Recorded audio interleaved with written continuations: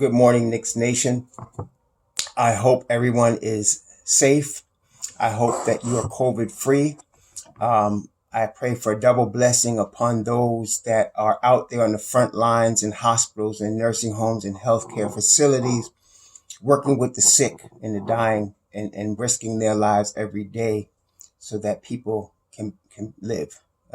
Double blessings to you guys. So I want to talk Knicks Nation. Today is, by the way, it's Thursday, December 10th, which you all in Knicks Nation know what that means. That means tomorrow is the first preseason game of the Knicks season. So we're all very excited that basketball is back in New York. And also, I found out yesterday that Clyde Frazier and Mike Breen will be doing the Knicks broadcasts from, I think they were doing it from New York, remotely. So that'll be really good because, it's not the same without Clyde and Mike Breen. So I'm glad that they're going to be there as long as Clyde is still among us and he's safe. He is definitely a New York Knicks legend and a treasure to us. So we're just very happy with that. So yesterday was day 4 of the training camp. Now, again, I want to stress, I know this is going to fall on deaf ears for the most part, but let's not draw too many conclusions from the first preseason game, because that's what it is. Okay. It's the first preseason game. And the Knicks after today would have had 5 days of training camp. Now, when you compare that to a normal season, the Knicks would probably have at least 10 days of camp before their first preseason game. Of course, because of the COVID and because of everything that happened this year, that's not the case. So, it might be a little sloppy. Detroit also is going to be sloppy because they're starting a rookie point guard, also for Detroit, and Killian Hayes. And in spite, many of us believe Killian Hayes is going to be a really good NBA player. He's a rookie. And so, and this is also his first game. So it's going to be a learning curve and it's going to be a little sloppy. So I wouldn't expect a lot. Whether the Knicks win or lose is really irrelevant because we really don't care. It's a preseason game. What I really want to see, though, I want to see what they break out with. Are they really going to be a pressing defensive team? Are they going to run? Are they going to push the ball? Are they going to push the ball off just defensive rebounds, or are they going to push it after made baskets? I want to see if really what we talked about yesterday in terms of the Rick Pitino style, I want to see if that is actually going to be in effect. And I think that's what we'll see. I guess I'm talking about an architecture or framework of the way they're going to play the game. That we'll see tomorrow. So whatever Tom Thibodeau has as his plans for the style and of the Knicks to play, we'll see that tomorrow. That's, to me, the biggest thing we're going to see tomorrow and on Sunday. And of course, Monday will be their first practice after the 2 games and before they have 2 more, the 2 final preseason games against Cleveland. And I expect, again, for really Monday to be a real day of learning from these first 2 preseason games and going over things that Thibodeau wants them to successfully execute. And I think next week, probably Tuesday, by Tuesday, you will start to get an idea of what his rotation is.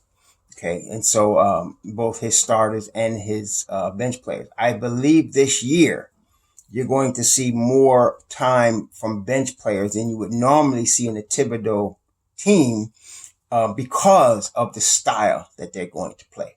Now, Tom Thibodeau really, just looking at his record, and you see, the starters really get a lot of minutes. What most people, I think, misconstrue about him is that he is just pushing players to play heavy minutes against their will. That's not the case as far as what I'm learning, what I'm seeing.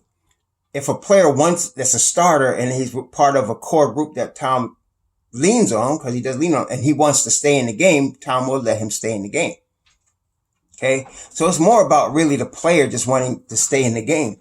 But I'm thinking that if they're playing a pressing style, a running style. It's going to wear the guys out a little more than a normal game. In an NBA game wears people out. You're talking about 48 minutes. It's a long game. Okay. And so in this year, even if it's just 72 games, it takes a lot on a human body. So even for high level athletes such as NBA players, if they're really exerting a lot more effort in a defensive pressing style and running style, then you're going to, need some more rest. So I'm leaning toward really believing he's going to be playing 10 guys for sure, which brings me to what his presser yesterday after the day 4 of the camp, what he spoke about yesterday. Two players that really he spoke about, and again, I want to also stress this.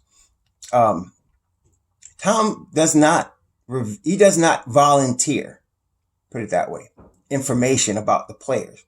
When he's talking about a player, he is only talking about a player in response to reporters' questions about the player. It seems to me that he's reluctant to really talk about players unless he's asked, and that he really wants to keep everything about what he's planning close to the vest. Okay? So we're all trying to extrapolate what we think he's saying, right? So for me, as I spoke to you a couple of days about reading behind the words for the truth. And so I'm more contrarian in that I'm looking about what he doesn't say. For example, last week when he was asked about Obi Toppin, he said he's about as complete an offensive player as there will be coming into the NBA. What I took from that is Obi needs to learn how to play defense. Okay? He said, Kevin has worked and worked and worked, and he had 2 good practices in a row, and he'd like to see him continue to do that. In other words, I took from that, I see good things from Kevin, but I'll be more satisfied if I continue to see them on a consistent basis going forward. Okay? Frank, he said, I like Frank. He said he does some things very, very well. He's a versatile defender, and I want to see what he can do. Translation to me is, I want to see if he's improved his shot. I want to see if he's improved his aggressiveness. I want to see if he can become an offensive threat on the floor. See? So I'm always looking at what he's not saying versus what he's saying. I don't want to take what he's saying, like a lot of people take what he's saying and run with it. You hear people tweeting and, Obi's going to start and he's going to get 1 million minutes. He's going to average 20 points a game, and all that might be possible, but that's not based on what Tom Thibodeau was saying. That's based on what we're thinking, right? So yesterday he spoke on 2 players. He spoke about Dennis Smith Jr. and he spoke about Emmanuel Quickley. Let me start with Quickley first. He said Quickley is as good a shooter as anybody in the NBA right now. Okay. That sounds really good, doesn't it? And yeah, it is good, but I think he said that to motivate Quickley. How can we know if Quickley's one of the better shooters in the NBA if he's never played an NBA game? And then Quickley came on after, and when they told Quickley what Tom Thibodeau said, he his shoulders went up, his chest went out a little bit, and then he later tweeted, I think I can compete and shoot with anybody in the league. See? And so Tom did, great coaches do have motivational techniques, and I think he used that to help Quickley. That being said, I don't think Quickley's going to get 30 minutes a game this year. He is a rookie. And what Tom did say was there's a learning curve. And he spoke about rookies needing to learn the tendencies of the players that they're going to compete against, their opponents, which is extremely important. And why is that? That tells you when we talk about, or when Tom Thibodeau talks about, or when the players talk about attention to detail. Okay. Like Kobe Bryant was interviewed once, and he talked about talking with Michael Jordan about how they studied the players that they would be competing against, to know all of their habits, to know how many dribbles they take before they take a shot, what their favorite moves are, how to stop them. They studied these things. Okay. And so when they came into a game, they were prepared against their opponent and understand not only the plays they like to run, but who gets their shots how and under what circumstances are they most comfortable getting it, and try to disrupt that. Tom Thibodeau expects all of his players to know these things. And so rookies cannot know. There's only but so much you can see on film. You have to see it live. You have to be there, right? Like we all, like if you went to school, you went to college and you learned stuff, you learned, whatever, computers, finance, nursing, whatever. When you go on the job in that field that you have chosen, there's probably somebody there that never went to school but knows more than you, because they've actually worked, in the field, right? It's a lot different. So if somebody's looking at film, you can learn stuff looking at film, but when you're a rookie, you got to study the film, but you got to see the up front, right? So on any rookie, and we're talking about Manuel Quickley, he has to be able to see for himself, and then of course at times experience for himself, what players of his opponents do. Okay? What their habits are. How do they get to their favorite spots? What are their favorite spots? How do you stop them? Okay? These are things all rookies have to learn. That's again why I was very disappointed in David Fizdale. It didn't appear to me that he spent any time, teaching the young kids like Kevin about things like this. That's why Kevin looked lost oftentimes on defense. I mean, he just looked lost. He would be going to the left and the play was going to the right. And before you know it, he was on the right. Now he commits a foul because he's late. Okay. That's not going to happen with Thibodeau. And I'm telling you right now, if he thinks that will happen, you won't be on the floor. You won't. Because he's expecting preparation and accountability. So with regards to Quickley, as tremendous a shooter as he is, even himself, Quickley said, and Tom said this also, rookies got to get used, and we've said this before, I've said this many times, rookies have to get used to the speed of the NBA game. Okay? That's why I was telling y'all, Denny Avdiva is going to have problems this year. He did not shoot the ball well in Europe as a whole. He might have a nice streak at the end or whatever, but he did not shoot the ball well. It's going to be harder for him to shoot in the NBA because of the speed of the game and the athleticism. Okay. Now, maybe over time he adjusts and he gets better, but I'm going to tell you his rookie year, that ain't going to happen. It's just too much to expect of a rookie. Okay. Quickley's the same way, and Quickley admitted, he said, I didn't realize, he said, I've seen it on TV and I expected it. But he said, I really didn't know it until I was out there. And he said, it's much faster than I thought.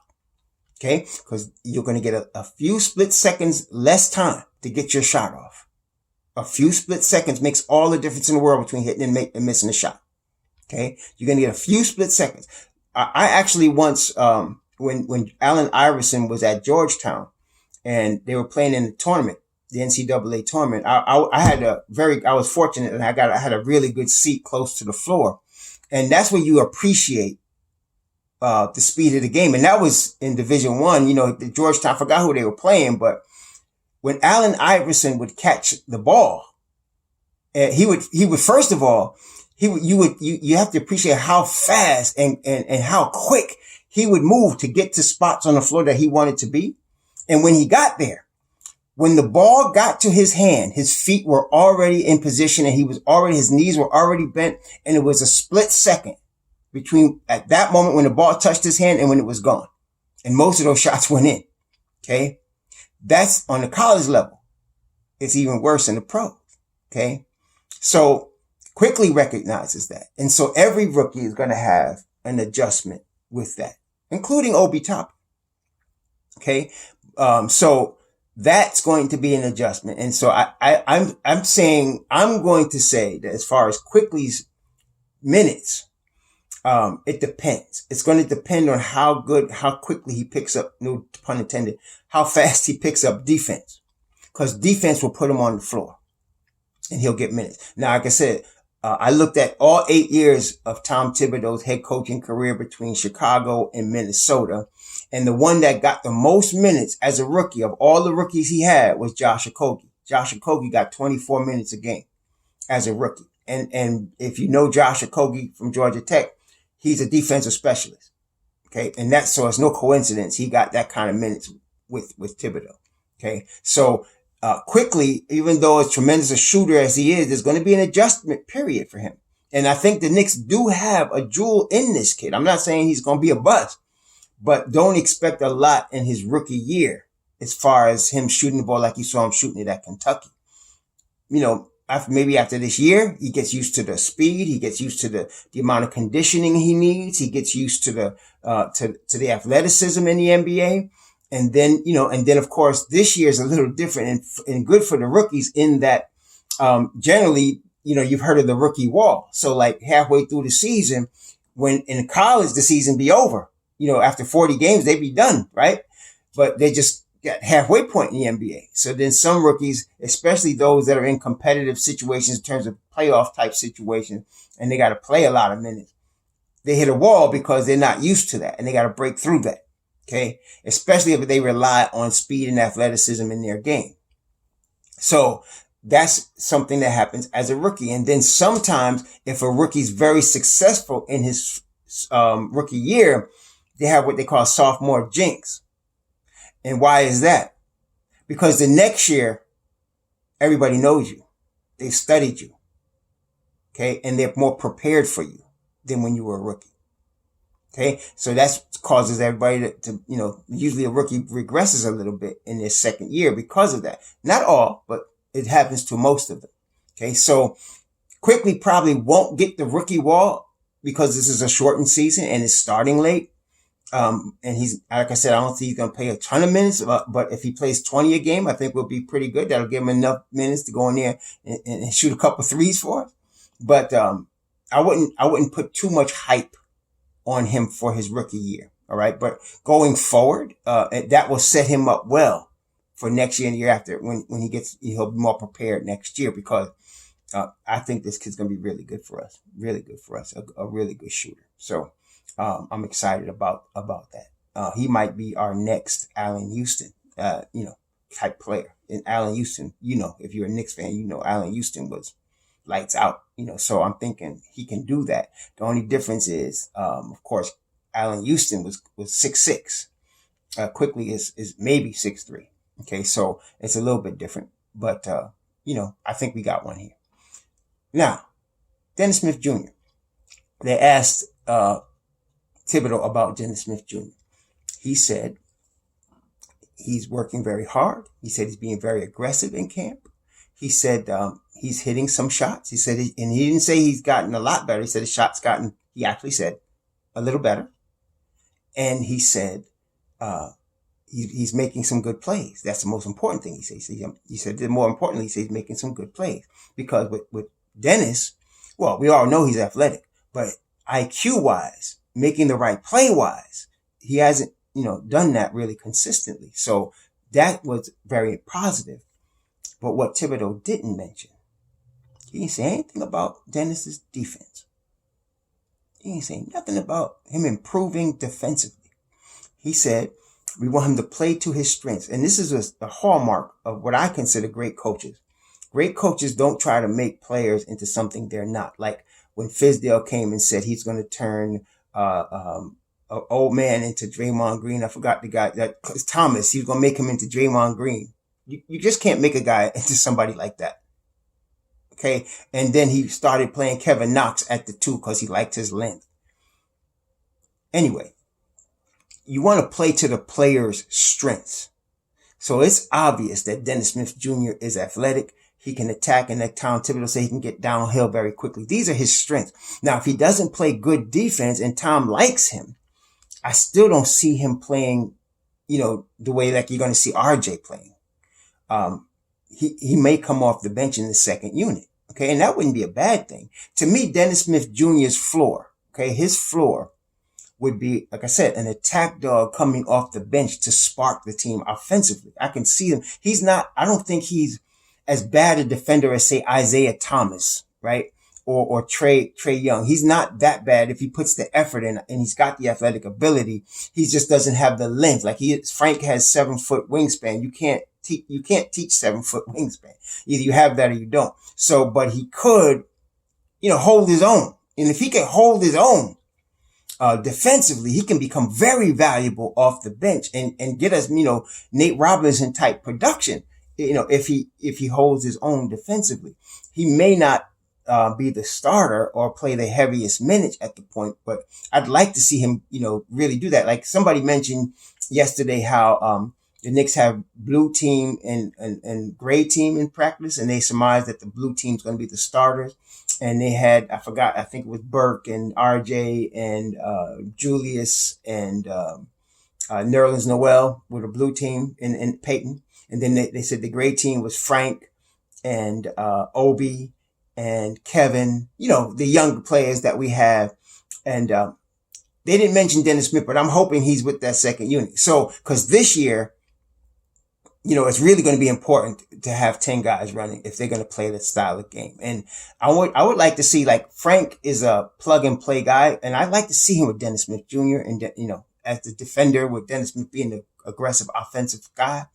Just like with Frank and RJ last year, that was a really good combination. And so, I'd like to see Dennis Smith Jr. do that. And so we're going to see his progress in this area. What they also asked him is, do you think his new improved jump shot will carry over to the season? And Tom said, I don't know. We'll see. Okay. He wasn't very confident to me about that. And so I'm going to give Dennis Smith, I'm going to say from last year, I acknowledge Knicks Nation. Let's just forget last year with Dennis Smith Jr. It was a bad year. He hurt his back in the summer, came into the camp with a sore back. And I believe he pressed it a little bit when he did come, and that affected his shooting.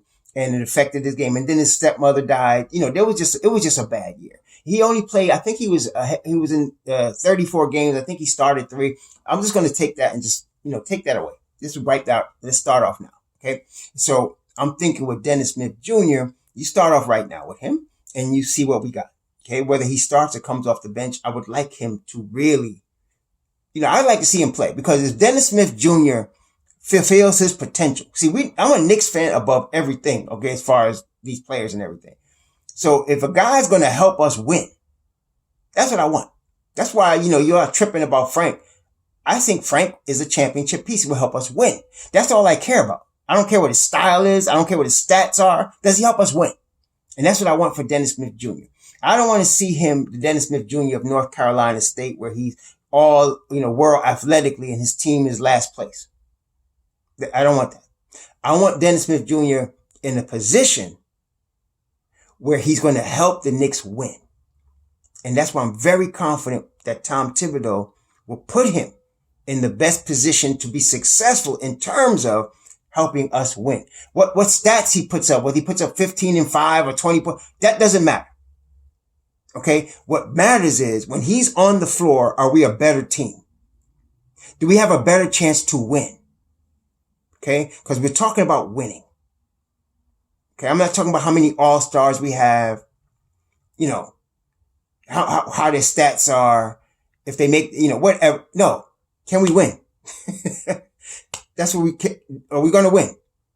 Right? So that's what we're looking at, with Dennis Smith Jr. And I'm very confident that Thibodeau is going to put him in a position, whatever he ends up doing, whether he's starting, whether he comes off the bench, whatever it is going to put him in the best position to help us win and to succeed.